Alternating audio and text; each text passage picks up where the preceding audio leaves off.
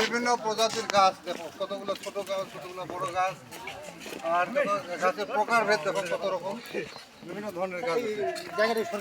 হ্যাঁ, এটা সরকারি জায়গা। এইটাই হচ্ছে ন্যাচারাল বন, এবং এখানে সেগুন গাছ আছে, শাল গাছ আছে, বিভিন্ন ধরনের গাছ তোমরা দেখো। এবং বিলুপ্ত প্রজাতির গাছ আছে কতগুলো গাছ দেখো। এই দেখো এই গাছগুলো কত উপরে, কথা বলতে তোর ভিডিও করে কথা বল।